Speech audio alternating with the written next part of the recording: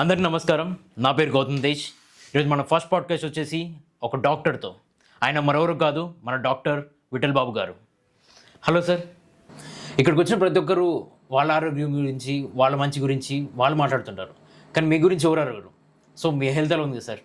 Hi Gautam, I'm fine, thank you and I hope same with you. Sir, మీ doctor అవ్వడానికి main reason ఏంటి and మీ journey ఎలా start అయింది? యాక్చువల్లీ నేను డాక్టర్ అవ్వాలనుకొని నేను అనుకోలేదు. చిన్నప్పుడు I was a very good student. So మా పేరెంట్స్ ఏం చేశారంటే, మా brothers as a good student, so doctor విట్ల అనేవాళ్ళు. So since 5th class. So వాళ్ళు అలా అంటుంటే, so I thought that okay, అందరూ నేను డాక్టర్ అవ్వాలనుకుంటున్నాను, మా parents especial my mother. So I choose this field and చదువుకు ఎంట్రన్స్లో government seat, PG government seat. So ఆటోమేటిక్గా so I'm into this field. Sir, why general physician? General physician, యాక్చువల్గా general physician is called a master of all branches. You know, ప్రతి ఒక్క department గురించి అవగాహన ఉండేటువంటి ఒక స్పెషలిస్ట్ జనరల్ ఫిజిషియన్. ఇప్పుడు neuro, cardio or whatever super specialist like gastro, so వాటికి సంబంధించిన సబ్జెక్టులని ఒక జనరల్ ఫిజిషియన్కి ఒక హ్యాండ్ ఓవర్లో ఉంటాయి. లైక్ నాలెడ్జ్ అనేది ఉంటుంది. సో డైరెక్ట్గా వీళ్ళ దానికి వెళ్ళడానికన్నా ముందు, so if you approach general physician, he can treat that. ఒక జనరల్ ఫిజిషియన్ అప్రోచ్ చేస్తే ఈజీగా ట్రీట్ అయిపోతుంది. So is a master of almost all specialities. As a general physician మీరు డైలీ ఫేస్ చేసే సిచ్యువేషన్స్ ఏంటి? యాజ్ ఎ జనరల్ ఫిజిషియన్గా సిచ్యువేషన్స్ అంటే, ఇప్పుడున్న present సిచ్యువేషన్లో మోస్ట్ కామన్ ఏంటంటే, so we can all kinds of cases అన్నీ జనరల్గా వస్తుంటాయి. వచ్చిన తర్వాత వాళ్ళు అడిగే సజెషన్ ఎలా ఉంటుందంటే, నేను ట్రీట్ చేయగలిగితే I will handle that one. If I think that it's requires a specific speciality like neuro, cardiac అట్లా పంపించాల్సి వస్తుంది. But depending upon my experience, like 12-15 years experience నాది ప్రాక్టీస్లో, కొంతమంది నన్నే ట్రీట్మెంట్ చేయడితే చేసేస్తుంటాను, కొంతమంది స్పెషలిస్టే కావాలన్నప్పుడు సో రిఫర్ చేయాల్సి వస్తుంది. సార్, మీరు ప్రాక్టీస్ స్టార్ట్ చేసి ఎన్ని ఇయర్స్ అవుతుంది అండ్ అప్పటికిప్పటికి ఏం డిఫరెన్స్ ఉంది, ఏం చేంజెస్ ఉన్నాయి? ప్రాక్టీస్ స్టార్ట్ చేసి out as a physician this is 14th year. So నేను స్టార్ట్ చేసేటప్పటికి ఇప్పటికి తేడా ఏంటంటే, అప్పుడు ఇంత అడ్వాన్స్డ్ టెక్నాలజీ లేదు. ఇది డయాగ్నోసిస్లో కానీ మెడికేషన్స్ కానీ ఇంత అప్డేటెడ్ నాలెడ్జ్ లేదు అప్పటికి. అండ్ ఇంకోటి ఏంటంటే, అప్పుడు గూగుల్ వేయలేదు. సార్, మీ క్లినిక్లో కామన్గా వచ్చే డిసీజెస్ ఏంటి అండ్ మీరు ఎలా ట్రీట్ చేస్తారు వాటిని? డిసీజ్లో కామన్గా వచ్చేవి యూజువల్గా diabetes, hypertension, thyroid related fevers కావచ్చు, and giddiness, numbness and all kinds of simple to serious cases అన్ని రకాలు వస్తుంటాయి. సార్, పేషెంట్స్ కొంతమంది క్రిటికల్ సిచ్యువేషన్లో వస్తారు కదా, వాళ్ళు మీ మాట వింటారా అండ్ వాళ్ళ బిహేవియర్ని ఎలా కంట్రోల్ చేస్తారు? ఆ పానిక్ సిచ్యువేషన్ ఎలా మీరు ట్రీట్ చేస్తారు? యూజువల్గా ప్యానిక్ వచ్చినప్పుడు ఫస్ట్ ఆఫ్ ఆల్ ఏంటంటే, అందులో 3 types ఆఫ్ సిచ్యువేషన్స్ ఉంటాయి. ఒకటి ఏంటంటే, బేసికల్గా పేషెంట్ క్రిటికల్ ఉన్నాడు but they not able to understand the situation. Patient critical ఉన్నాడు, it can be handled, but పేషెంట్స్కి అండర్స్టాండ్ అయ్యేటట్టు చెప్పాలి. అండ్ క్రిటికల్ ఉన్నాడు బట్ ట్రీట్మెంట్ ఇచ్చినా there is no use. So ఇట్లాంటి సిచ్యువేషన్ వచ్చినప్పుడు emotions and empathy plays a lot of important role. వాళ్ళకి convey చేయడం అనేది కొంచెం వాళ్ళ అండర్స్టాండబుల్ లాంగ్వేజ్లో నిదానంగా ప్రశాంతంగా చెప్పాల్సిన అవసరం ఉంటుంది. And we have to give choice to the patient, like ఇక్కడే ఈ సెటప్లోనే ట్రీట్మెంట్ తీసుకుంటారా, ఏ సెంటర్స్లో వెళ్తారా. If the patient is attenders are willing to like go on, మీరు చేసేది మీరు చేయండి అనుకుంటే, when the give that freedom, it's very easy to treat the patient. And most of the times when the freedom is given by the attenders and the trust is build on the doctor, outcome అనేది చాలా బాగుంటుంది. Sir, hospital అంటే educated people వస్తుంటారు, uneducated people వస్తుంటారు. వాళ్ళ behaviour ఎలా ఉంటుంది and వాళ్ళని ఎలా ట్రీట్ చేస్తారు మీరు? యూజువల్గా అన్ఎడ్యుకేటెడ్, ఎడ్యుకేటెడ్లో మెయిన్ డిఫరెన్స్ ఏంటంటే, అన్ఎడ్యుకేటెడ్ పర్సన్స్కి కొంచెం క్విక్గా వాళ్ళు ఏమంటారంటే, మాకు రెస్పెక్ట్ ఆఫ్ ఎక్స్పెన్సెస్ త్వరగా మంచిగా చేసి త్వరగా పంపించండి, మాకు ఇవన్నీ అర్థం కాదు, మీరు ఏదైతే ప్రాపర్గా ఈ టెస్టుల మందులు ఇస్తే బెటర్ అవుతుందో తొందరగా ఇచ్చేయండి అంటారు. వాళ్ళకి సింపుల్ లాంగ్వేజ్లో ఎక్స్ప్లెయిన్ అయ్యేటట్టు చెప్పాలా. కొంతమంది టైం ఇస్తారు, కొంతమంది వద్దు సార్ మందులు రాసండి అంటారు. బట్ ఎడ్యుకేటెడ్ పర్సన్స్కి ఏ టెస్ట్ చేసినా, ఏ డిజీజ్ గురించి చెప్పినా వాళ్ళకి క్లియర్ కట్గా అర్థమయ్యే రీతిలో చెప్పాలి. సార్, మీ స్టాఫ్ సెలక్షన్లో మీరు తీసుకునే ప్రికాషన్స్ ఏంటి? ఇంపార్టెంట్ పాయింట్ ఏంటంటే, క్వాలిఫికేషన్. ఆ respective field like lab technician ఉన్నారు, ఆర్ ఓటీ టెక్నీషియన్ ఉన్నారు, ఆర్ ఫార్మసిస్ట్ ఉన్నారు, ఆ qualification must. Second, experience is well and goods. Third one, వాళ్ళకి పేషెంట్తో మాట్లాడేటప్పుడు కొంచెం ఎంపతి, డిగ్నిటీ అనేది ఉండాలా. And punctuality is very much important. And commitment towards the work is very much important. Sir, నాటు వైద్యం గురించి మనం వింటుంటాం కదా, వాటి వల్ల బెనిఫిట్స్ ఏంటి అండ్ సైడ్ ఎఫెక్ట్స్ ఏంటి? చూడండి, నాటు వైద్యం అనేది యూజువల్గా మన భారతదేశంలో ఎస్పెషల్ మన తెలంగాణ పల్లెలలో చాలా కామన్, చాలా సీరియస్గా తీసుకుంటారు దాన్ని.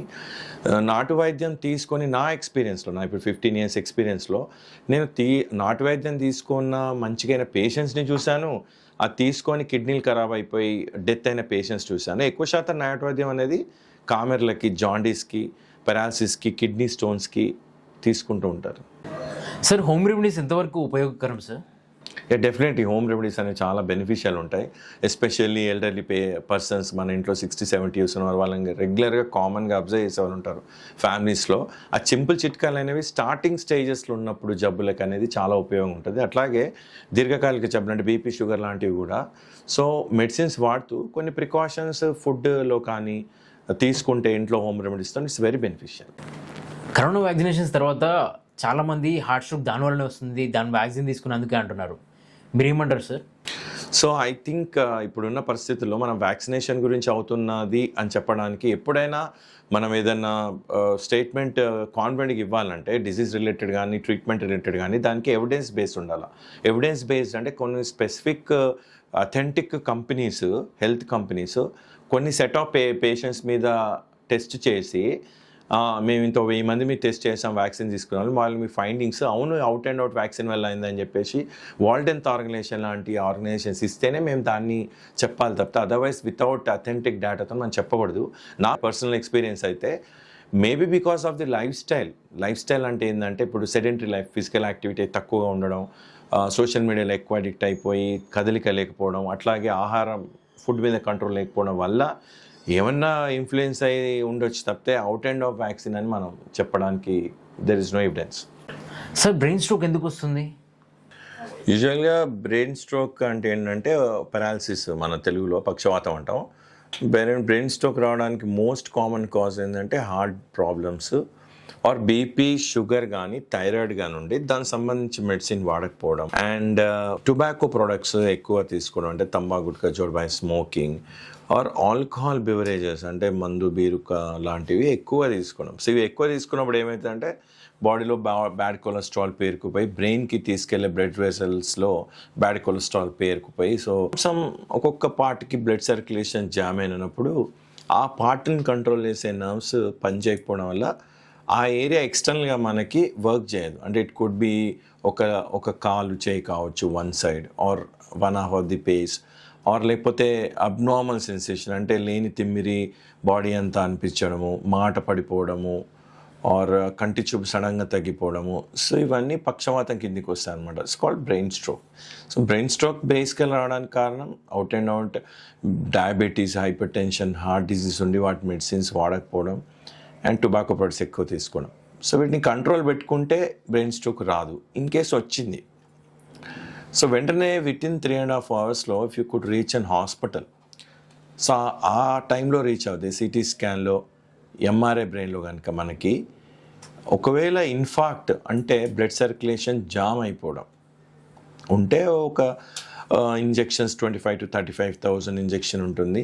థ్రోంబోలైటిక్ ఏజెంట్స్ అంటారు. బీపీ కనుక నార్మల్ ఉండి సూటబుల్ పేషెంట్ అయితే ఇస్తే ఫాస్ట్ రికవరీ ఉంటుంది. ఒకవేళ అలా కాకుండా కొన్ని కేసెస్లో ఎలా ఉంటుందంటే బ్లడ్ వెసల్ అనేది రప్చర్ అయిపోతుంది. సో రప్చర్ అయిపోయినప్పుడు ఈ ఇంజెక్షన్ అనేది ఇవ్వకూడదు. సో బేసికల్గా ట్రీట్మెంట్ ఇస్తూ ఆర్ ఇఫ్ సర్జరీ కూడా అవసరం ఉంటే చేసుకుంటే పేషెంట్స్ రికవర్ అవుతారు. సో అల్టిమేట్లీ బ్రెయిన్ స్ట్రోక్ రావడానికి కారణం already diabetes, hypertension, heart related bad cholesterol ఎక్కువ ఉంటే దాన్ని కంట్రోల్ పెట్టుకోకపోవడమే. దాన్ని కంట్రోల్ పెట్టుకుంటే రాదు. And bad habits like tobacco products, alcohol లాంటివి should avoid that one totally. Multi organ failure అంటే ఏంటి సార్?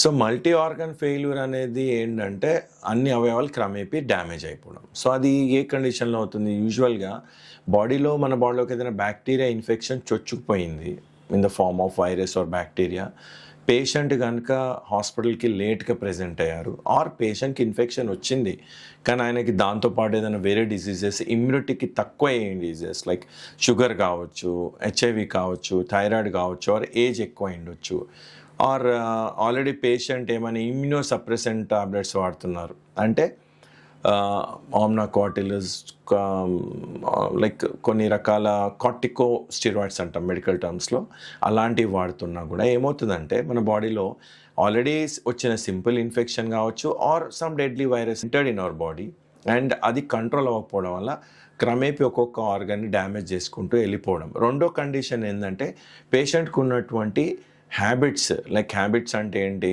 టొబాకో ప్రోడక్ట్స్ కావచ్చు, ఆల్కహాల్ కావచ్చు, ఆర్ నాటు మందులు కావచ్చు, ఆర్ కొన్ని రకమైన మెడిసిన్స్ అదే విధంగా కంటిన్యూషన్ డాక్టర్ సంప్రదించకుండా వాడడం వల్ల స్లోగా ఒక్కొక్క అవయవం డ్యామేజ్ అయిపోయి లేట్గా హాస్పిటల్ ప్రెజెంట్ అవ్వడం. సో ఇలాంటి కండిషన్స్లో అవుతుంది. కొన్ని అక్యూట్ కండిషన్స్ అంటే నేను చెప్పాను కదా, ఇన్ఫెక్షన్స్, ఫీవర్లో స్లోగా డ్యామేజ్ అవ్వడం. సో అట్లాంటివి ఏమైనా ఇన్ఫెక్షన్ కంట్రోల్ అయితే సర్వైవ్ అయ్యే ఛాన్స్ ఉంటుంది. కానీ స్లో డ్యామేజ్ అయ్యే కండిషన్స్ అంటే నాటు మందులు కావచ్చు, ఆర్ కొన్ని రకాల నొప్పి మాత్రలు కావచ్చు, పేషెంట్ డాక్టర్ సంప్రదింపు లేకుండా తనంతట తానే వాడడము, ఆర్ కొన్ని టైప్ ఆఫ్ హెల్త్ని హామ్ చేసేటువంటి ప్రోడక్ట్స్ ఎక్కువ తీసుకోవడం, లైక్ టొబాకో ప్రోడక్ట్స్ కావచ్చు, తంబాకు గుట్కా జోడబై, ఆర్ ఆల్కహాల్ కావచ్చు, ఇట్లాంటివి కంటిన్యూషన్స్గా హెవీ డోస్లో తీసుకోవడం, even spicy diet also. So ఇలాంటివి ఎక్స్పోజ్ అయినప్పుడు కొన్నిసార్లు పేషెంట్స్ కూడా నెగ్లెక్ట్ చేస్తారు, నాకేముందిలే చిన్న చిన్న ప్రాబ్లం వచ్చినప్పుడు వాళ్ళు లేట్గా ప్రెజెంట్ అవుతారు. సో అట్లాంటివి సర్వైవల్ ఛాన్సెస్ తక్కువ. What is thyroid? అది ఏజ్ నుంచి స్టార్ట్ అవుతుంది? Good question. థైరాయిడ్ అనేది మనకి గొంతు దగ్గర ఉండేటువంటి ఒక organ, first point. Second point, thyroid అనేది ఎట్లా అంటే మన బాడీలో వివిధ రకాల హార్మోన్స్ని, ఆర్గన్స్ని నియంత్రించేటువంటి ఒక గ్లాండ్. సో థైరాయిడ్ అనేది బాడీని బ్యాలెన్స్ చేయడానికి ఉపయోగపడేటువంటి one of the endocrine gland. So thyroid జబ్బు రావడం అనేది 2 టైప్స్ ఉంటాయి. ఒకటి హైపోథైరాయిడిజం, అంటే థైరాయిడ్ అనేది తను పని చేయడం కన్నా తక్కువ పని చేయడం. ఇంకోటి హైపర్ థైరాయిడిజం, అంటే చేయాల్సిన దానికన్నా ఎక్కువ పని చేయడం. సో 2 టైప్స్ ఆఫ్ డిసీజెస్ ఉంటాయి. సో యూజువల్గా థైరాయిడ్ ఎవరికి వస్తుంది అంటే వంశపారంపరంగా తల్లిదండ్రులకు ఉంటే రావచ్చు, జెనెటికల్ కాజ్, అండ్ ప్రెగ్నెన్సీలో ఉన్నప్పుడు మదర్కి ఉంటే బేబీకి రావచ్చు పెరిగిన తర్వాత, అండ్ విటమిన్ డి లోపం ఉండడం, తర్వాత థైరోజెనిక్స్ ఆహారం ఉన్నటువంటి తీసుకోవడం, లైక్ పొటాటో, భూమిలో ఎక్కువ పెరిగేటువంటి, భూమికి దగ్గర పెరిగేటువంటిది అంటే ఆలుగడ్డ, చామగడ్డ కావచ్చు, క్యాబేజీ, క్యాలీఫ్లవర్, పాలకూర. సో వీటిని థైరోజెనిక్ ఫుడ్ ఐటమ్స్ అంటారు. సో ఇట్లాంటివి ఎక్కువ తీసుకోవడం వల్ల థైరాయిడ్ వచ్చే ఛాన్సెస్ ఎక్కువ. సో ఫర్ ఎగ్జాంపుల్ థైరాయిడ్ వచ్చింది, ఏది హైపో ఏది హైపర్ అంటే, హైపో అంటే తక్కువ పని చేసినప్పుడు ఏమవుతుంది, పేషెంట్ డల్ అయిపోతాడు, లావ్ అయిపోతాడు, ఇన్యాక్టివిటీ, కాన్సన్ట్రేషన్ పూర్ ఉంటుంది, మోషన్ అనేది ఫ్రీగా రాదు, కాలు చేతులు తిమ్మిరి రావడం. సో జీవక్రియ అనేది టోటల్ స్లో అయిపోతుంది. సో ఒక ఫాస్ట్గా వెళ్ళాల్సిన బైక్, కారు స్లో అయిపోతే ఎలానో అట్లా బాడీ సిస్టమ్ అలా అయిపోతుంది, అండ్ హార్ట్ బీట్ స్లో అయిపోతుంది. సో హైపర్ థైరాయిడిజం అంటే ఏంది, పేషెంట్ హైపర్ యాక్టివ్ ఉంటాడు, ఆకలి బాగుతుంది, ఎంత తిన్నా కూడా వెయిట్ లాస్ ఉంటుంది, చెమటలు వస్తుంటాయి, షివరింగ్ వస్తుంటుంది, ఎప్పుడు స్మైల్ చేస్తూ ఫుల్ యాక్టివ్ ఉంటాడు, నిద్ర రాదు, హెడేక్ వస్తుంటుంది. సో ఇందులో ఏది అనిపించినా కూడా ఇవి కొన్ని నెలల తరబడి ఉంటే డాక్టర్ని కన్సల్ట్ అయ్యి బ్లడ్ టెస్ట్ చేయించుకొని, థైరాయిడ్ స్కాన్ చేయించుకొని, అయిపోతే హైపోథైరాయిడ్ మెడిసిన్ వాడాలి దానికి సంబంధించి, హైపర్ అయితే హైపర్, సొంతంగా వాడకూడదు. సార్ బ్లడ్ ప్రెషర్ని ఎలా కంట్రోల్ చేసుకోవాలి? Right, blood pressure is normal blood pressure మనకి 130/80 అనేది వరల్డ్ హెల్త్ ఆర్గనైజేషన్ నార్మ్స్. 130 అంటే సిస్టోలిక్, అంటే 80 అంటే డయాస్టోలిక్. సో నీ బీపీ అనేది మోర్ దాన్ 130 సిస్టోలిక్ ఉన్నా, మోర్ దాన్ 80 డయాస్టోలిక్ ఉన్నా మనం హైపర్ టెన్షన్ అంటాం. సో హై బీపీ, మామూలుగా పబ్లిక్లో బీపీ అంటే లో బీపీని కూడా హైపర్ టెన్షన్ అనుకుంటారు. లో బీపీ అనేది హైపర్ టెన్షన్ కాదు. లో బీపీ అంటే కొన్నిసార్లు సిస్టోలిక్ 130 to 100 ఉండాల్సింది 60-70 అయిపోవడం, డయాస్టోలిక్ 80 పైన ఉండాల్సింది 30-40 అయిపోవడం. సో అది హైపోటెన్షన్ అంటాం. సో హైపోటెన్షన్, లో బీపీ అనేది హార్ట్ రిలేటెడ్ ప్రాబ్లమ్స్ ఉండొచ్చు, ఆర్ వేరే కండిషన్స్, అది గుండె డాక్టర్ ఆర్ ఫిజిషియన్ కన్సల్ట్ అయ్యి దానికి సంబంధించి మెడిసిన్ తీసుకోవాలి. సో హైపర్ టెన్షన్ ఏదైతే ఉందో 130/80 కన్నా ఎక్కువ ఉందంటే అది hyper tension, 140 or 90. So starting స్టేజ్లో హైపర్ టెన్షన్ ఉందనుకో, అంటే లైక్ 140, 136, 90 ఉంది.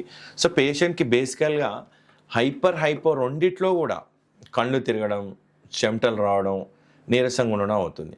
వెరాజ్ హైపర్ టెన్షన్లో పేషెంట్కి ఎక్కువగా ఏముంటుందంటే చెమటలు రావడం, బాగా కోపం, ఊరికే రెట్టబుల్ అయిపోవడము, హెడేక్ రావడము, మెడలు గుంజడం లాంటివి ఉంటాయి. పూర్ కాన్సన్ట్రేషన్ ఉంటుంది, స్లీప్ డిస్టర్బ్ అవుతుంది. సో హైపర్ టెన్షన్ అనేది కామన్గా ఎవరికి ఎక్కువగా వస్తుంది అంటే జెనెటికల్, దీన్ని కూడా వంశపారంపర్యంగా తల్లిదండ్రులకు ఉంటే, తర్వాత life style, bad life style, bad life style అంటే ఏంటి? కదలిక లేకుండా 24 గంటలు కూర్చొని ఉండడం, తర్వాత ఉప్పు ఎక్కువ ఉన్నటువంటి ఆహారం తీసుకోవడం, and high calorie diet like non veg ఎక్కువగా తీసుకోవడం, పిక్కిల్స్ ఎక్కువ తీసుకోవడం. సో ఇట్లాంటివి తీసుకున్న వాళ్ళకి హైపర్ టెన్షన్ వచ్చే ఛాన్సెస్ ఎక్కువగా ఉంటుంది. సో హైపర్ టెన్షన్ వచ్చినప్పుడు నేను చెప్పాను కదా, చెమటలు రావడం, కళ్ళు తిరగడం, తలనొప్పి రావడం, ఇరిటబిలిటీ, చికాకు రావడం, కోపం, అలాంటివి వస్తే వెంటనే డాక్టర్ని కన్సల్ట్ అవుతూ దానికి సంబంధించి ఫస్ట్ ప్రికాషన్స్ తీసుకోవాలి. ప్రికాషన్స్ అంటే ఏంటి? హై సాల్ట్, ఉప్పుని తగ్గించుకోవాలి. హై క్యాలరీ డైట్ అంటే మటన్, పిక్కిల్స్ లాంటివి అవాయిడ్ చేయాలి. తర్వాత మానసిక ప్రశాంతతంగా ఉండాలి, అంటే మెడిటేషన్ లాంటివి, ఫిజికల్ యాక్టివిటీ, ఎక్సర్సైజెస్ లాంటివి, అంటే రన్నింగ్, జాగింగ్ ఆర్ ఏదన్నా స్విమ్మింగ్ ఆడాలన్నమాట. సో ఇట్లాంటి జాగ్రత్తలు తీసుకుంటూ చెకప్ చేస్తుంటే నార్మల్ వస్తే ఈ లైఫ్ స్టైల్ అనేది లైఫ్ లాంగ్ కంటిన్యూ చేయాలి. లైక్ ఈ మధ్య ఓవర్ వెయిట్ ఉండడం వల్ల, ఒబెసిటీ రావడం వల్ల వాళ్ళు ఏమైనా సెక్సువల్ ప్రాబ్లమ్స్ ఫేస్ చేస్తారా సార్ ఇన్ ఫ్యూచర్లో? ఒబేసిటీ అంటే మనం ఉన్న బాడీ కన్నా ఎక్కువ వెయిట్ ఉంటే ఒబేసిటీ అంటాము. సో ఒబేసిటీ వల్ల నాట్ జస్ట్ సెక్షువల్ ప్రాబ్లమ్స్, చాలా ప్రాబ్లమ్స్ వస్తాయి. లైక్ హార్ట్ స్ట్రోక్ రావచ్చు, డయాబెటీస్ రావచ్చు, హైపర్ టెన్షన్ రావచ్చు, కిడ్నీ రిలేటెడ్ ప్రాబ్లమ్స్ రావచ్చు, and obstructive sleep apnoea syndrome అని చెప్పేసి సడన్గా గురక వచ్చేసి నిద్ర రాకపోవడం, ఇట్లాంటి సమస్యలు వస్తాయి. సో ఇట్లాంటి హెల్త్ ఇష్యూస్ వచ్చినప్పుడు దాంతోపాటు సెక్షువల్ ఇష్యూస్ కూడా వస్తుంటాయి. So weight control is very important. And ఇప్పుడు రీసెంట్గా one drug has been launched, semaglutide అని. యాక్చువల్లీ అది ఒక GLP-1 రిలేటెడ్ డ్రగ్. దాన్ని డయాబెటీస్ కంట్రోల్కి వాడేవాళ్ళు. అండ్ ఫస్ట్ ఇంటర్నేషనల్లో మోంజారా అని చెప్పేసి ఆ బ్రాండ్తోని లాంచ్ చేశారు. ఎక్కువ సెలబ్రిటీస్ వాడారు, సిగ్నిఫికెంట్గా వెయిట్ లాస్ అయ్యారు. ఇప్పుడు మనకి ఇండియాలో లాంచ్ అయింది చాలా జనరిక్ బ్రాండ్స్తోని, అంటే తక్కువ అమౌంట్కి లాంచ్ అయింది. సో ఈ ప్రోడక్ట్ ఇంజెక్షన్ ఫామ్ అది వాడితే వెయిట్ రిడక్షన్ అనేది చాలా సిగ్నిఫికెంట్గా 3 to 4 monthsలో 12 to 15 kgs వరకు తగ్గుతున్నారు. సాఫ్ట్వేర్ ఎంప్లాయీకి మెయిన్గా వచ్చే ప్రాబ్లం ఏంటి సార్? మెయిన్ ప్రాబ్లం ఏంటంటే వాళ్ళు కంటిన్యూషన్ కూర్చొని వర్క్ చేస్తూ ఉంటారు, స్క్రీన్కి ఎక్స్పోజ్ అవుతూ. So screen related issues, eye problems రావచ్చు. ఇంకోటి ఏంటంటే ఒకే పొజిషన్లో ఎక్కువసేపు కూర్చోవడం వల్ల స్పైనల్ కార్డ్, వర్టెబ్రల్ కాలమ్ అంటే వెన్నుపూసకు సంబంధించి ప్రాబ్లమ్స్ రావచ్చు. అంటే మెడ ప్రాంతంలో వర్టెబ్రల్ కాలమ్ ఎక్కువసేపు ఒత్తిడికి లోనవడం వల్ల సర్వైకల్ స్పాండిలోసిస్, నడుము ప్రాంతంలో వస్తే lumbar spondylosis, disc related problems రావచ్చు. ఇప్పుడు మెడ ప్రాంతంలో కనుక డిస్క్స్ ఒత్తిడికి లోనైతే గిడ్డినెస్ రావడము, one side left hand or right hand తిమ్మిళ్ళు రావడము. అండ్ ఒకవేళ లోవర్ డిస్క్ అంటే నడుము ప్రాంతంలో లుంబార్ స్పాండిలోసిస్ వస్తే ఒకవైపు కాలు తిమ్మిరి రావడం, కరెంట్ షాక్ కొట్టినట్టు అవడం వచ్చే ఛాన్సెస్ ఎక్కువ. అండ్ ప్రొలాంగ్ సిట్టింగ్ ఉండడం వల్ల ఏమవుతుంది? ఫిజికల్ యాక్టివిటీ లేక ఫ్యూచర్లో diabetes, hyper tension are bad cholesterol increase అయ్యే ఛాన్సెస్ ఉంటాయి. సార్ సూపర్స్టిషన్ని జనాలు మెడికల్ టర్మ్స్తో రిలేట్ చేసి మాట్లాడుతున్నారు, దాని గురించి మీరేమంటారు? మన తెలంగాణలో, మన భారతదేశంలో సూపర్స్టిషియస్ అనేవి రూట్స్లలో ఉన్నాయి, మూఢనమ్మకాలు. ఫర్ ఎగ్జాంపుల్ ఇప్పుడు ఏదైనా పేషెంట్కి కొన్నిసార్లు షుగర్ ఎక్కువైనా, సోడియం తక్కువైనా ఆర్ జాండీస్ ఎక్కువ తక్కువైనా కొంచెం పిచ్చి పిచ్చిగా బిహేవ్ చేసే ఛాన్స్ ఉంటుంది. అట్లాంటి పేషెంట్స్కి దయ్యం పట్టింది, చేతబడి పట్టింది అని చెప్పి చేసేవాళ్ళు ఉంటారు. అట్లాగే కామెర్లు వచ్చినాయి అనుకో, కాళ్ళవాసు, ఉబ్బు కామెర్లు అనుకొని నాటుమయ వైద్యం చేయడము, చెట్ల మందులకే తగ్గుతాయని పేషెంట్ని హాస్పిటల్ తీసుకురాకపోవడము. సో ఇట్లాంటివి చేస్తూ ఉంటారు. సో ఇంకోటి ఏంటంటే అవగాహన, లైక్ సోషల్ మీడియా అవగాహన వల్ల కావచ్చు, తర్వాత పేషెంట్స్ ఎడ్యుకేషన్ వల్ల కావచ్చు, రోడ్ కనెక్టివిటీ వల్ల కావచ్చు, అది చేసినా కూడా హాస్పిటల్స్ రీచ్ అయితే మనం we can cure the patient and వాళ్ళు సీరియస్ కాకుండా కాపాడొచ్చు. సోషల్ యాక్టివిటీస్ ద్వారా, సోషల్ మీడియా ద్వారా మన వంతు బాధ్యతగా మోటివేషన్ చేస్తూ మెసేజ్ అందిస్తే కొంచెం తగ్గుతుంది. Sir, in the personal question, can AI replace doctors? That's a good question. And AI cannot replace a doctor out 100% for sure, because ఎందుకంటే AI ద్వారా diagnostic tools, MRI, CT or టెస్ట్లలో advanced technique వస్తుండొచ్చు, అది ఆ విధంగా help అవుతుండొచ్చు. And medical పరంగా help అవుతుండొచ్చు కొన్ని రకాల ట్రీట్మెంట్స్కి. బట్ ఒక డాక్టర్ పేషెంట్కి ఉన్నటువంటి రిలేషన్, అంటే ఎమోషనల్గా కానీ, ఎంపతి కానీ, ఒక పేషెంట్ వచ్చినప్పుడు భయాందోళనతో కొంతమంది బాధతో ఉంటారు, కొంత ఆవేశంలో ఉంటారు. ఆ బాడీ లాంగ్వేజ్ బట్టి గుర్తుపట్టి వాళ్ళని కన్సోల్ చేయగలడం, వాళ్ళ డిజీజ్ బాడీ మూమెంట్ బట్టి వాళ్ళకి ధైర్యం చెప్పడం అనేది ఫిజికల్గా డాక్టర్తోనే అవుతుంది తప్పితే ఏతో కాదు. ఇంకోటి మెడికో లీగల్ ఇష్యూస్ కూడా ఉంటాయి. So A can never please A doctor. Sir ఇప్పుడున్న జనరేషన్ వాళ్ళకి ఫ్యూచర్లో వచ్చే హెల్త్ ప్రాబ్లమ్స్ ఏంటి? So, you see, social media at sometimes it's also helping and sometimes it is damaging health issue. ఎట్లా అంటే ఇప్పుడు సోషల్ మీడియాలో రకరకాల వీడియోస్ రావడం వల్ల పిల్లలు, కిడ్స్, ఎంప్లాయీస్ ఖాళీ టైంలో స్టూడెంట్స్ స్క్రోల్ చేయడం, అన్నెసరీ టిప్స్కి ఎక్స్పోజ్ అవ్వడం, కొన్ని రాంగ్ మెడికల్ అడ్వైజెస్కి ఎక్స్పోజ్ అవుతున్నారు. అండ్ సైమిల్టేనియస్లీ ఇప్పుడు ఫర్ ఎగ్జాంపుల్ నేను కూడా సోషల్ మీడియా ప్లాట్ఫామ్తోని నాకు నాలెడ్జ్ ఉన్నది షేర్ చేస్తున్నారు. సో దానివల్ల కూడా బెనిఫిట్ అవుతుంది. సార్ మన డైలీ రొటీన్ ఎలా ఉంటే మనం హెల్తీగాను ఫిట్గాను ఉంటాం? డైలీ రొటీన్ మన భారతదేశ సంస్కృతి, మన ఇండియన్ సంస్కృతి ఎలా ఉంటుందంటే మనం సూర్యుడితో లేవాలి, సూర్యుడితో పడుకోవాలని మనకి ఎప్పటి నుంచో ఉంది. ఇప్పుడు కొన్ని కోట్లు డబ్బులు ఖర్చు పెట్టేసి వెస్ట్రన్ కంట్రీస్ రీసెర్చ్ చేసి చెప్తే దాన్ని వేలు లక్షలు కోట్లు పెట్టేసి అది ఇప్పుడు నేర్చుకుంటారు. కానీ యాక్చువల్లీ ఎప్పటి నుంచో మన భారతదేశ సంస్కృతులు ఏముంది, మన సూర్యుడితో లేవాలి, సూర్యుడితో పడుకోవాలి. అంటే ఎర్లీ మార్నింగ్ లేవాలి అండ్ సూర్యుడిని లేవంగానే చూడాలి, అంటే విటమిన్ డి వస్తుంది. బాడీ కదలిక ఉండాలి, యోగా మెడిటేషన్ అనేది మన భారతీయ సంస్కృతిలో ఉంది. అది ఫిజికల్ యాక్టివిటీ. తర్వాత భారతీయ సంస్కృతిలో ఏముంటుంది, ఎక్కువ వెజిటేబుల్స్ తినమని చెప్తారు అండ్ అలసట ఉండేటువంటి పనులు చేయమని చెప్తారు. So physical activity and limited quantity of foods and more containing vegetables and protein తీసుకుంటూ మన మానసిక ఆందోళన చెందకున్నటువంటి ఎన్విరాన్మెంట్లో ఉండదు. Definitely it helps to prevent many diseases and makes you stay healthy for long life. ఇప్పుడు చూస్తుంటే సినిమాల్లో ఉన్నట్టు సిక్స్ ప్యాక్ బిల్డ్ చేయాలని వాటి కోసం సప్లిమెంట్స్ యూజ్ చేస్తూ, వాటి కోసం ప్రోటీన్ యూజ్ చేస్తూ అండ్ ఈవెన్ క్రియాటిన్ యూజ్ చేస్తున్నారు. దాని గురించి మీ అభిప్రాయం ఏంటి సార్? యు సీ, ఈ protein preparations whatever they are, creatine కావచ్చు, అవి అండర్ ప్రాపర్ ట్రైనర్ ఆధ్వర్యంలో తీసుకోవాలి. అండ్ మన బాడీ టైప్, మన లైఫ్ స్టైల్, మన ఫుడ్ హ్యాబిట్స్ని బట్టి మనం చేసేటువంటి ఎక్సర్సైజెస్, లైక్ కొంతమంది ఏంటంటే వెయిట్ లాస్ ఎక్సర్సైజ్ ఉంటాయి, కొన్ని ఫిజికల్ ఫిట్గా ఉంటారు, అంటే they want lean body but మస్కుల్.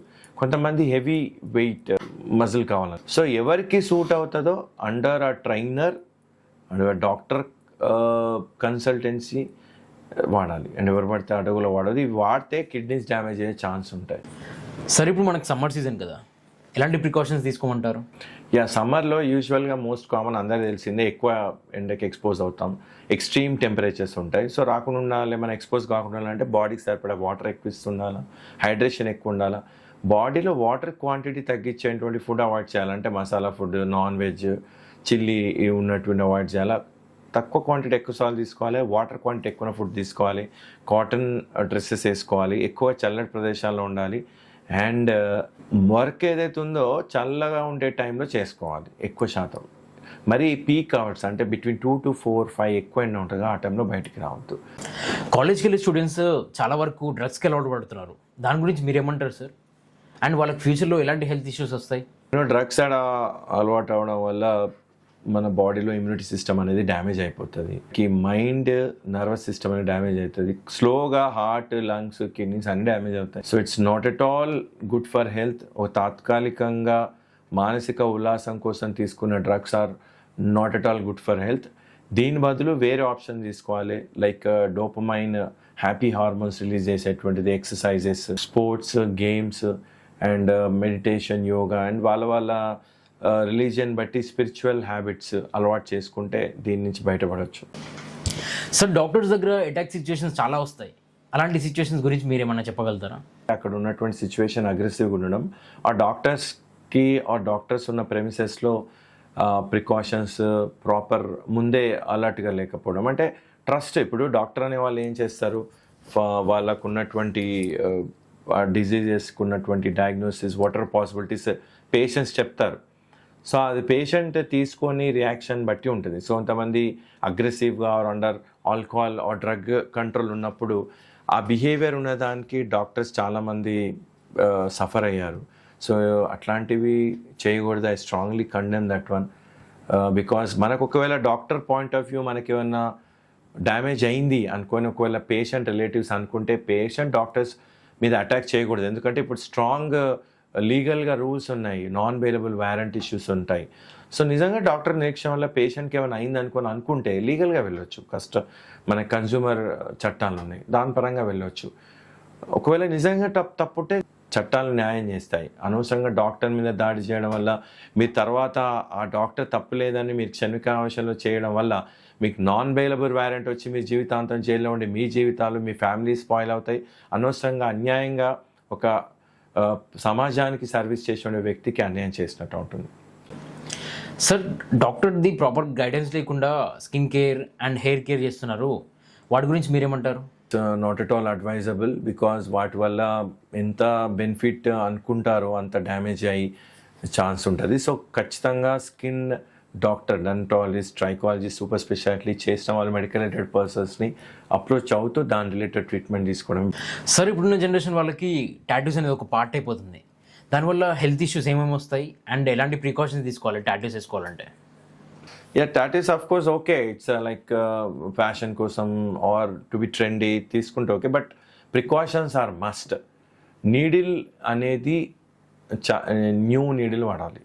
So ఈ టాటూకి వాడే నీడిల్స్ కనుక ప్రాపర్గా స్టెరిలైజ్ లేకుండా న్యూ నీడిల్ వాడకుంటే డెడ్లీ డిజీజెస్ లైక్ హెచ్ఐవి వచ్చే ఛాన్స్ ఉంటాయి. హెచ్ఐవి అంటే AIDS, hepatitis B, hepatitis C వస్తాయి, వాటికి ట్రీట్మెంట్ లేదు. అండ్ ట్యూబర్క్లోసిస్, స్కిన్ టీబీ కూడా రావచ్చు. సో నేను ఫ్యాషన్గా, స్టైల్గా, ట్రెండీగా ఉంటున్నానే దానికన్నా ముందు జాగ్రత్తగా మంచి రినౌడ్, హెల్దీ, శానిటేషన్ ఉన్నటువంటి వాడేటువంటి టాటూ మార్కర్స్ దగ్గరికి వెళ్ళాలి. అండ్ నీడిల్స్ అనేవి పక్కాగా న్యూ నీడిల్స్ వాడుతున్నటువంటి ప్రికాషన్ తీసుకోవాలి. ఒకవేళ మీకు డౌట్ ఉందంటే టాటూ ఫ్యాషన్ ట్రెండీ కన్నా ఈ డిజీజ్ వస్తాయన్న జాగ్రత్తని అవాయిడ్ చేయడమే బెటర్. ఎస్పెషల్లీ చిన్నపిల్లలకి మెడికేషన్ పరంగా యాక్చువల్గా మనకి ఇండియన్ గవర్నమెంట్లో, సుప్రీంకోర్టులో ఒక చట్టం ఉంది, వితౌట్ డాక్టర్ ప్రిస్క్రిప్షన్ మెడిసిన్స్ అమ్మకూడదు. Let it be any one, అథెంటిక్గా ఒక డాక్టర్ ప్రిస్క్రిప్షన్లోనే తీసుకోవాలి. సో ఎస్పెషల్లీ చిన్నపిల్లలకి అస్సలు అండ్ ప్రెగ్నెంట్ లేడీస్కి అట్లా ర్యాండమ్గా కేర్లెస్గా తీసుకోకూడదు. ఎందుకంటే మనం రాజస్థాన్లో రీసెంట్గా చూసుకున్నాం కాఫ్ సిరప్లు వాడి ఎంతమంది కిడ్స్ డెత్ అయిందో. So it's not at all advisable. Sir, స్టూడెంట్గా ఉన్నప్పుడు మీరు చాలా ఎక్స్పెక్టేషన్స్ పెట్టుకుంటారు డాక్టర్ అని, ఆ ఎక్స్పెక్టేషన్స్కి మీరు రీచ్ అయ్యారా? 100% I reach that expectations. I'm very happy because ఇప్పుడు అన్ని ప్రొఫెషన్స్లో ఇన్కమ్ వస్తుంది, బట్ ఇక్కడ దాంతోపాటు ఒక హ్యుమానిటరీ గ్రౌండ్స్లో సర్వీస్ చేసే సాటిస్ఫాక్షన్ ఉంటుంది. అది నాకు తెలిసి ఏ ప్రొఫెషన్లో ఉండదు. సార్, మిమ్మల్ని కలుద్దామని వచ్చిన ప్రతిసారి హాస్పిటల్లో ఉంటున్నారు, మీరు పర్సనల్ లైఫ్ని అండ్ ప్రొఫెషనల్ లైఫ్ని ఎలా మేనేజ్ చేస్తున్నారు? సార్, ఇప్పుడు పర్సనల్ లైఫ్ని అండ్ ప్రొఫెషనల్ లైఫ్ని ఎలా మేనేజ్ చేస్తారు? నువ్వు ఇక్కడ బిజీగా ఉన్న చూసాను, పర్సనల్ లైఫ్ ఉండదు అనుకోకు. I well balance both my professional personal life. నేను క్వాలిటీ టైం స్పెండ్ చేస్తాను మా parents, especially my wife and kids. I'm a good dancer, singer, we make reels, we go to tours and I have a pet. So మంచిగా enjoy చేస్తాం మేము, అందులో ఏం doubt లేదు. Kidney diseases గురించి మీరు ఏం చెప్తారు సార్? కిడ్నీ డిసీజెస్లో మనం మోస్ట్ కామన్గా చూసేటువంటి ప్రాబ్లం కిడ్నీ స్టోన్స్. మన తెలంగాణలో ఎస్పెషల్లీ చాలా కామన్. కిడ్నీ స్టోన్ ఫామ్ అవడానికి మోస్ట్ కారణం ఏంటంటే వాటర్ తక్కువ తాగడం అండ్ స్టోన్ తయారయ్యేటువంటి ఆహారం ఎక్కువ తీసుకోవడం. స్టోన్ ఫామ్ అయ్యే ఆహారం అంటే ఎక్కువ నాన్ వెజ్, యూరిక్ యాసిడ్ ఎక్కువ ఉన్నటువంటి food and calcium oxalate form అయ్యేటువంటి అండ్ ఇన్ఫెక్షన్స్ ఎవరికి వస్తాయంటే డయాబెటీస్ పేషెంట్స్కి, ఇమ్యూనిటీ పవర్ తక్కువ ఉన్న వాళ్ళకి, దానికి ప్రాపర్గా కేర్ తీసుకోపోవడం. సో వీళ్ళలో స్టోన్స్ కామన్. స్టోన్స్ కొన్ని మెడిసిన్స్తో పడిపోతాయి, ఫుడ్ హ్యాబిట్స్ చేంజ్ అయితే పడిపోతాయి. నాన్ వెజ్ కట్ ఆఫ్ చేయడం, యూరిక్ యాసిడ్ ఉన్న ఆహారం తగ్గించుకోవడం అండ్ కిడ్నీ స్టోన్స్ ఇవన్నీ వాడకపోతే విపరీతమైన పెయిన్ వస్తుంది, రిపీటెడ్గా నొప్పి మందులు వాడాల్సి వస్తుంది, ఫుడ్ హ్యాబిట్స్ చేంజ్ అయినా తగ్గట్లేదంటే వాళ్ళకి కిడ్నీ స్టోన్ బ్లాస్ట్ చేసే టెక్నిక్, దాన్ని యూఆర్ఎస్ఎల్ అంటాం. మా విఠల్ మల్టీ స్పెషాలిటీ హాస్పిటల్లో ఆరోగ్య స్కీమ్ ఫెసిలిటీ కింద కిడ్నీ స్టోన్ పేషెంట్స్కి ఫ్రీగా యూఆర్ఎస్ఎల్ అండ్ లేజర్ ట్రీట్మెంట్తో బ్లాస్ట్ అయ్యే ట్రీట్మెంట్ ఉంది. అండ్ ఒకవేళ మనం లేజర్ ట్రీట్మెంట్ ఇచ్చినాం ఆర్ యూఆర్ఎస్ఎల్ ఇచ్చినాం అంటే, ఈ యూఆర్ఎస్ఎల్ అనేది ఏంటంటే కట్ చేయకుండా, కొయ్యకుండా లేజర్ ట్రీట్మెంట్ ఇస్తూ బ్లాస్ట్ చేసేటువంటి టెక్నిక్ ఇది. ఇక ఇవన్నీ ఇచ్చినా రాళ్ళు పడిపోలేదు, పెద్ద పెద్ద రాళ్ళు ఉన్నాయి, క్రియాటిన్ అనేది ఎక్కువైతుంది, కిడ్నీ ఖరాబ్ అవుతుంది అంటే చేసేటువంటిది open surgery related acute kidney injury, chronic kidney injury. Acute అంటే ఏంటంటే అప్పటికప్పుడు కిడ్నీ పనితీరు తాత్కాలికంగా పనిచేయకుండా అయిపోవడం, దానివల్ల యూరియా క్రియాటిన్ అనేది పెరిగిపోయి యూరిన్ అనేది బంద్ అయిపోవడం. సో దీనికి డయాలసిస్ చేయాల్సి ఉంటుంది. ఈ అక్యూట్ కిడ్నీ ఇంజరీకి కారణమైన డిజీజ్ని కంట్రోల్ చేస్తే ఆటోమేటిక్గా నార్మల్ అయిపోతుంది. నెక్స్ట్ వచ్చేసి క్రానిక్ కిడ్నీ డిజీజ్ అంటే దీర్ఘకాలికంగా కిడ్నీ అనేది పర్మనెంట్ డ్యామేజ్ అయ్యే స్టేజ్లోకి వెళ్ళిపోవడం. సో అది యూజువల్గా షుగర్ పేషెంట్స్కి, హైపర్ టెన్షన్ పేషెంట్స్కి, అవి కంట్రోల్ లేని వాళ్ళకి, థైరాయిడ్ పేషెంట్స్కి, అండ్ స్మోకింగ్, ఆల్కహాల్ ఉన్న వాళ్ళకి, నొప్పి మాత్రలు, నాటు మందులు ఎక్కువ వాడే వాళ్ళకి వస్తుంది అన్నట్టు. సో దీనికి డిజీజ్ అనేది ఫాస్ట్గా ఖరాబ్ కిడ్నీ కాకుండా స్లోగా అయ్యేటువంటి మెడిసిన్స్ ఉంటాయి, అండ్ డైట్ కంట్రోల్, అండ్ కొన్ని కిడ్నీకి డ్యామేజ్ అయ్యేటువంటి తినకూడదు, అంటే నొప్పి మాత్రలు, ఆయుర్వేదిక్ మందులు, నాటు మందులు తీసుకోవద్దు. అండ్ కిడ్నీ స్పెషలిస్ట్ ఆర్ మాలాంటి జనరల్ ఫిజిషియన్ కన్సల్ట్ అవుతూ షుగర్, బీపీని కంట్రోల్ పెట్టుకుంటే నార్మల్గా ఉండొచ్చు. ఇప్పుడున్న సిచ్యువేషన్లో జిల్లాకు ఒక మెడికల్ కాలేజ్ అవసరమా సార్? ఫ్రాంక్లీ స్పీకింగ్, నా ఒక్క ఒపీనియన్ కాదు, ఇప్పుడు మేము ప్రాక్టీస్ చేస్తున్న ఎంతోమంది లక్షల డాక్టర్స్ ఒపీనియన్ ఏంటంటే ఇన్ని కాలేజెస్ అవసరం లేదు. ఎందుకంటే ఇంతమంది కాలేజ్ స్టూడెంట్స్ వస్తున్నారు, రేపు వచ్చిన తర్వాత ఫ్యూచర్లో నిరుద్యోగ డాక్టర్ల సంఖ్య పెరిగిపోయే అవకాశం ఉంది. It's a very alarming danger sign. And one more thing, మన భారతదేశంలో ఒక పర్ 800 పాపులేషన్ ఉండాల్సిన డాక్టర్స్ కన్నా ఎక్కువ డాక్టర్స్ వస్తున్నారు.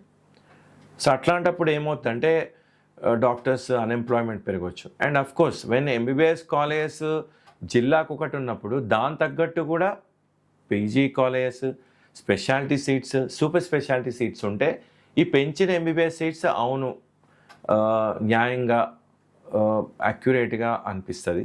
బట్ ఈ ఎంబీబీఎస్ సీట్స్ తగ్గట్టు స్పెషాలిటీ, సూపర్ స్పెషాలిటీ సీట్స్ లేవు. అండ్ రేపు ఒకవేళ వీళ్ళందరూ వచ్చిన తర్వాత ఇంతమందికి సఫిషియెంట్గా అన్ఎంప్లాయ్మెంట్ ఉండదన్న గ్యారంటీ లేదు. సార్ ఇప్పుడు వచ్చే ప్రజెంట్ జనరేషన్ వాళ్ళకి మీలా జనరల్ ఫిజిషియన్ అవ్వాలనుకుంటే మీరు ఇచ్చే సజెషన్ ఏంటి? వెల్కమ్ అవ్వండి, డాక్టర్ అవ్వండి. If you love your profession, మనం ఈ డాక్టర్స్ ప్రొఫెషన్లో what ever, not just general medicine, A speciality అయినా నువ్వు ఎంజాయ్ చేయగలగాలి. ఎంజాయ్ చేస్తే దీన్ని మించిన ఎంజాయబుల్ జాబ్ ఏది ఉండదు. సార్ కొంతమంది వాళ్ళ హెల్త్ గురించి లేజీగా, కేర్లెస్గా ఉంటారు అప్ టు ద ఎండ్. అంటే ఎండ్ ఎంతవరకు అంటే వాళ్ళ హెల్త్ గురించి ఆలోచించకుండా, హాస్పిటల్స్కి వెళ్ళకుండా, ప్రికాషన్స్ తీసుకోకుండా ఉంటారు. వాళ్ళని గురించి మీరేమంటారు? పాపం అది మనకు పేషెంట్ యొక్క కారణాలు డైరెక్ట్ ఉండవు. లైక్ ఇప్పుడు స్టూడెంట్స్ ఉంటారు, పాపం వాళ్ళు పొద్దున్న నుంచి నైట్ వరకు 10th క్లాస్, ఇంటర్మీడియట్, ఇప్పుడు నీట్ గారు, ఐఐటి కానీ స్కోర్ చేయాలనుకున్న స్టూడెంట్స్ వాళ్ళు పొద్దున్న నుంచి నైట్ వరకు కంటిన్యూషన్ ఎక్స్పోజ్ అవుతుండాలి స్టడీస్కి. అండ్ కొంతమంది జాబ్స్ ఎట్లా ఉంటాయంటే especially politicians, IAS, IPS officers, and group 1 cadre or busy doctors especially, వాళ్ళు ఫుల్ బిజీ షెడ్యూల్ ఉంటుంది. ఇంకొకటి కొంతమంది అవుట్ ఆఫ్ ఫియర్ రారు. వాళ్ళు ఏమనుకుంటారు అంటే నేను డాక్టర్ దగ్గర పోతే ఈయన ఏదో నాకుందని చెప్తే నేను అది భయపడిపోతా, అది నేను తట్టుకోలేను. ఇంకోళ్ళు అవుట్ ఆఫ్ ఎక్స్పెన్సెస్, నేను ఇన్ని డబ్బులు నేను డాక్టర్ దగ్గరికి పోతే అంటే అంత అయితే లేవో ముందే, వీళ్ళు నాకు ఎక్కువ పైసలు అవుతాయి. ఇంకోటి నేను ఇవాళ నాకు ఇంపార్టెంట్ పని, నేను ఒకరోజు పని పోగొట్టుకోవాల్సి, అంటే పని in the sense work, it could be any kind of work, high profile work కావచ్చు, లేబర్ వర్క్ కావచ్చు. సో అది నేను మిస్ అవుతానేమో అనుకొని డాక్టర్ దగ్గరికి స్కిప్ అవుతూ ఉంటారు రాకుండా. సో ఇలాంటివి స్కిప్ అయినప్పుడు వాళ్ళు లాస్ట్కి ఆ డిసీజ్ అనేది మొదలుపెట్టుకొని వస్తారు. లాస్ట్ స్టేజ్లో రావచ్చు, ఆర్ హాస్పిటల్ ఎక్కువ రోజులు ఉండి ఎక్కువ ఎక్స్పెన్సెస్ అయ్యే స్టేజ్కి వస్తారు. అంటే మన హాస్పిటల్లో ఫీ స్ట్రక్చర్ ఎలా ఉంటుంది? యూజువల్లీ ఫీ స్ట్రక్చర్ అనేది ఆల్మోస్ట్ ఆల్ అన్ని హాస్పిటల్లో సేమ్ ఉంటుంది. కాకపోతే కొంచెం మనకి ఎప్పుడైనా సరే మనం ఇచ్చే సర్వీసెస్కి ఛార్జెస్ అనేది డిస్ప్లేలో ఉండాలా, మేము పెట్టాము. ఆ డిస్ప్లేలో పేషెంట్ ఏం చేస్తారంటే 4-5 హాస్పిటల్ కంపేర్ చేసుకుంటారు. సో తనకి ఎక్కువ తక్కువ బెస్ట్ అనిపిస్తే అక్కడికి వస్తాడు. సో అందుకని ఆ నమ్మకంతోనే we put charges on the displayed on a hospital. And of course they are little bit less compared to other hospitals. Sir joint pain రానికి మెయిన్ రీజన్ ఏంటి?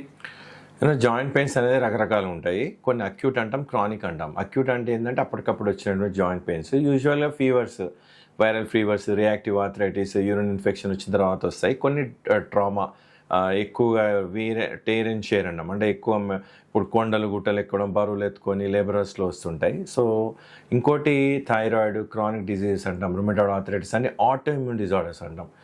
ఇంకా లాస్ట్ అండ్ ఫైనల్ ఏంటంటే ఆస్టో ఆర్థరైటిస్, అంటే ఏంటంటే బొక్కలరి joints, బొక్కలలో vitamin అనేది లోపించి రావడం.